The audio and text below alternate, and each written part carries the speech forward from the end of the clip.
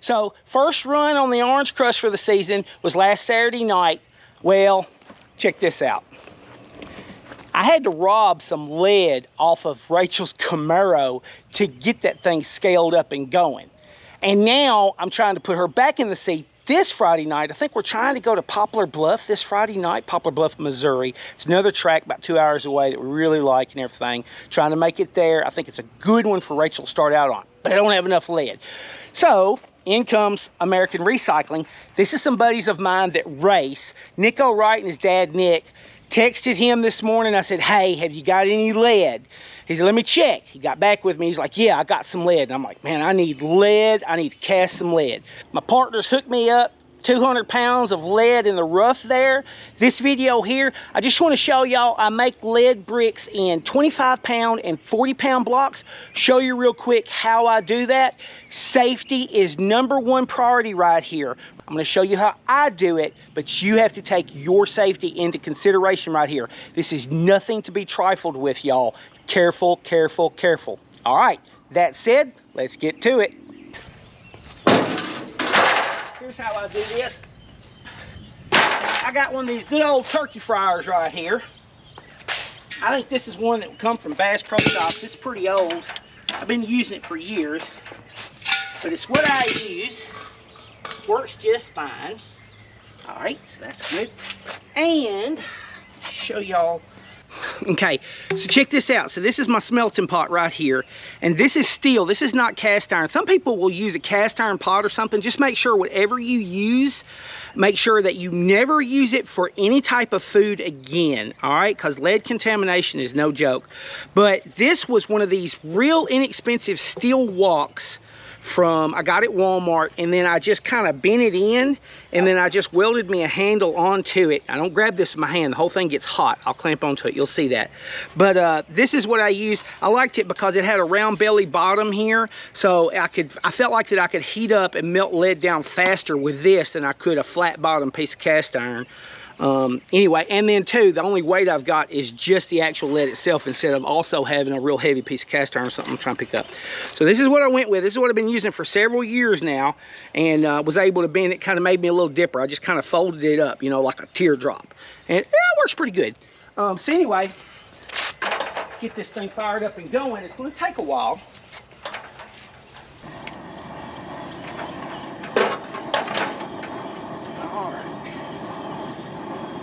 So those pieces of lead that are already in there, that's where I drilled my holes in my last blocks. Every time I take and I just pour a solid piece of lead, and then I drill my holes out for the mounts, and then those scraps I always throw back in there, and they're real thin, so they'll start it melting, because it takes longer to get started.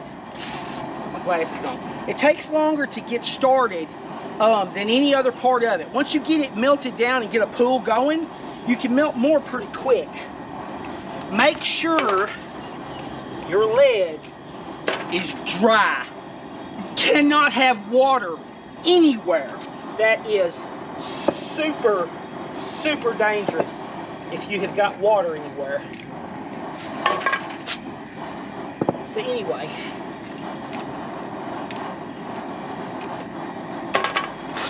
like to do this outside, a little bit of breeze or something. You don't want to breathe anything, because everything burning off this lead is going to be coming off as a vapor. You don't want to breathe any of that. All right. Got some terminal posts here. They're real clean leads.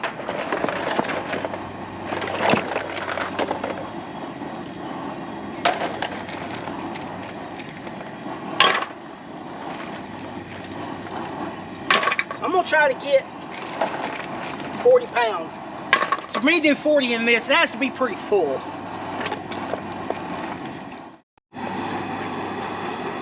All right. Before this gets melted down too much, put me a long sleeve shirt on.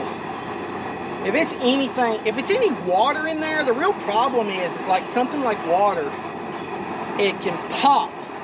Especially like once you get molten lead, if you drop any lead in that's got any water anywhere, you can get a pop, and that's really dangerous.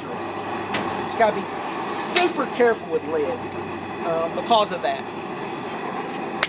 Okay, I'm gonna show you how I do this. This works. Best trick I'm gonna show you in this video. If you are not aware of this, you wanna carbonize your pans. All right, so let me put blood on it. So here's what I'm gonna do. I got my torch here. Turn my acetylene on. Didn't even turn my oxygen on. Fire up my acetylene. All right, I got my acetylene going, right? All right, I got my pan. So I'm gonna carbonize it, just like that right there. Okay? So I'm just taking it round and round and round. So I'm putting a layer of carbon. Lead will not stick to that. So I'm gonna pour it up, it's gonna flip right out. Ain't gonna stick, it's gonna be all pretty. Just like that right there. Go ahead and do this 25 while I'm at it. All right? Just like that right there. Woo, oh shit, that's getting hot. Woo! Anyway. Okay. Just like that. And I usually will just take and it'll stay on them, but like I'll just re-wave every time I pour up another one, you know, I'll just re-wave that over it. But I mean, it'll just fall right out. And it doesn't matter if you're making a cast, if you're using like a valve cover, you're taking a small air tank that you've cut in half and doing like that half moon or just whatever you're using. But if you'll take an acetylene torch and do like it right there, I'm telling you, you'll have no trouble getting your mold to release. It will just release beautifully when you do that. All right, so I've got two sizes here. This little one right here, I get these at the Dollar Tree. This thing, it's a bread pan, and it's 8.5 inches by 4.5 inches. 8.5 inches by 4.5 inches, and it's like 2.5 inches deep. That right there makes a 25-pound block. I have poured a bunch of them and weighed them. 25-pound block right there, if it's full. And then this one right here, I get, now this is a bigger one that I've been getting at Walmart. This is a Wilton brand, and it is like 5 inches by 9 inches and about 3 inches deep. This one right here that I get at Walmart, that's a 40-pound block right there. So I do 25s and 40s, drill the holes the same where I could switch them out, you know, and that's the two size of ballast blocks that I make, is 25s and 40s. Works really well. Any more than 40, and like getting up underneath a car and trying to like sit that up on bolts, you know, and do that and hold with one hand while you do the other, yeah, good luck with that. You know, so you can go bigger than 40s, but it's got to be something like where you got a trunk you've opened up and like you're sitting it down on it. Otherwise, I mean, it's just a nightmare to try to bolt up. 25s are real easy to handle. Problem you run into with 25s is that you end up having to have a lot of clamps and a lot of mounts because you're only putting 25 pounds at a time on stuff. So that can become challenging because, you know, you're just not putting that much weight on the car when you bolt it on. Once you get you a good pool going, then it becomes a lot easier to get it melted. But you gotta get the pool going first. Some kind of way. Get in there. There you go. Oh yeah. Put all that down in there. I've been going at it for about 20 minutes here. And I melt it down. I got a little bit of a pudding consistency on top, but it's an alloy. One of them is like an alloy of lead. It's got something in it, you know, that's a little bit thicker. But I think it'll pour just fine. It's all mixed up. Like I said, it's got a little bit of a pudding, but it's thicker than what I'd want to rake off. And I think it'll pour out just fine. And it doesn't look like I got the heat to get it down any further than this. So, like I said, it ain't rocket science. The main thing is just to be dadgum careful. Okay. So, I'm gonna pick this up. Here's the way I do it.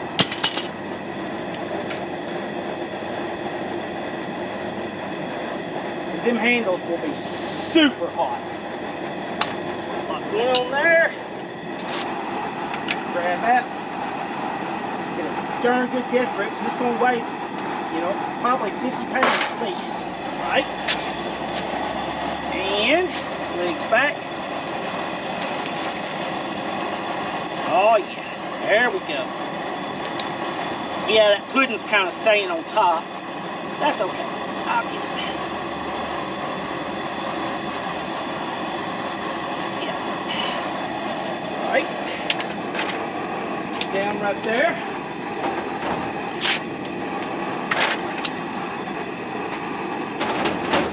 Smooth that off a little bit.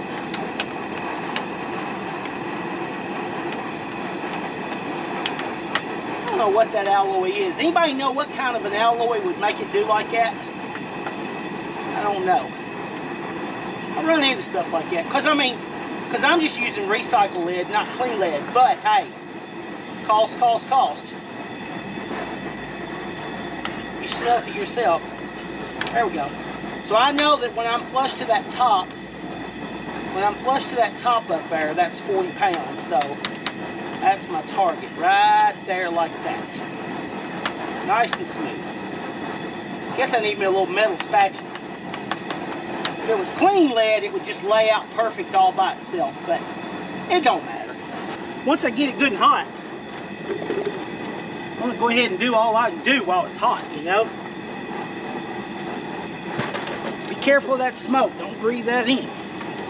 Whatever you do, get a fan going if you need to, whatever.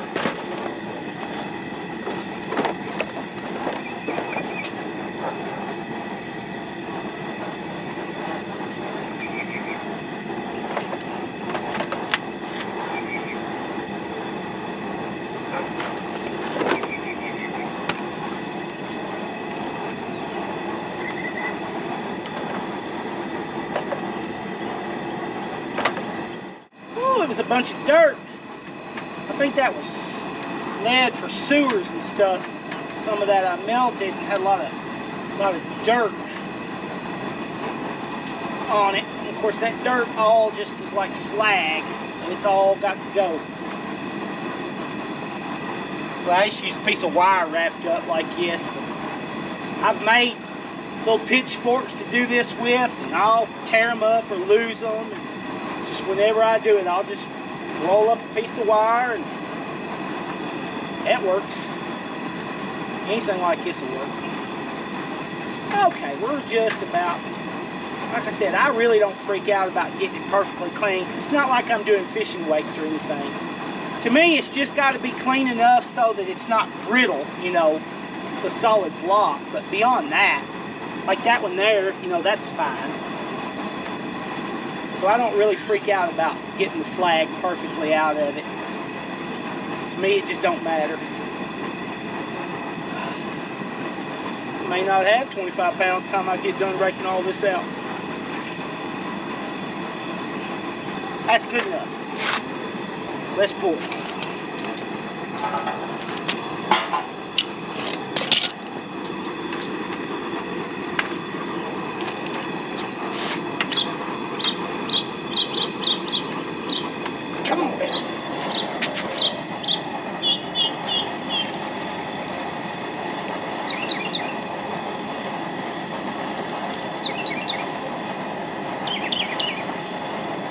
Oh, that was exactly 25.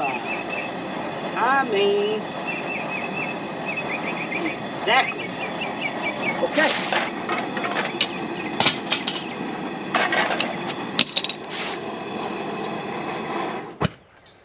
Okay, I got them in the shop here. This one here has been cooling for about 45 minutes. I can touch it, but it's hot. I wouldn't want to keep my hand on it. This one, if I was on it long, I would probably get a burn, but both of them, you know, surface-wise, they've cooled down to the point you see I'm contacting them, okay? They don't have to be perfectly cold, but if they're still like hot, like you don't need to touch it or you're gonna burn your hand hot, then when you flip them out, you can have molten lead in the middle that'll like run on you or something. So, you know, they gotta be where that you can get your hands on them. And of course, you know, better safe than sorry, you just let them completely cool. But anyway, so you see how that flips out? And you look, see how that carbonizing makes it just so pretty? That works perfect. And see, it's still, like I said, I'll just redo that. Then let's see this in here. Like it right there. Same deal. Nice and perfect. What I do, I'll let them get completely cold before I drill them. And of course, I do my drill patterns on 3.5 inches is what I do. Like all my bolts on all my cars are 3.5 inches apart. And so all my lead, I do 3.5 inches. And what I do is I drill 3/4 inch holes through them where I have room. Because you know, you don't want to be at the track fighting, trying to get it up on the bolts or something like that. So I drill 3/4 inch holes. Pro tip here, get you a cup with some oil, just motor oil, some used oil or anything. And I'll get me a cup of oil. I'll put it on a piece of wood where I can go completely through it. And so I'll get my drill and, you know, I'll dip in the oil and then hit the lead. Dip in the oil, hit the lead. And I will go back and forth like that because the lead will stick to a drill bit really easy. So if you'll dip it in the oil and keep those flutes of the bit oiled, it will make drilling it a lot easier. Now the question may come up, why don't I weld posts into this, have 2 poles or something to cast the holes in? I tried to do that. Here's what I found. That you have to build a perfect cast out of some heavy enough steel that it will not deform, and then your posts are tapered and everything. Otherwise, the posts themselves want to hang the lid up when you go to pour it off. And I tried one and I fought with it and fought with it. It would hang up on it. And so I said, you know what? I would rather just drill them and move on. And that creates the scraps that I start my next lead back with anyway that melt down easy. And my weights is with them drilled out and everything is what I found out my weights were. If you enjoy these how-to type videos as much as I like to make them, hit that thumbs up button, leave me a comment, and subscribe, folks. This is good stuff. All right, I'll see y'all next time.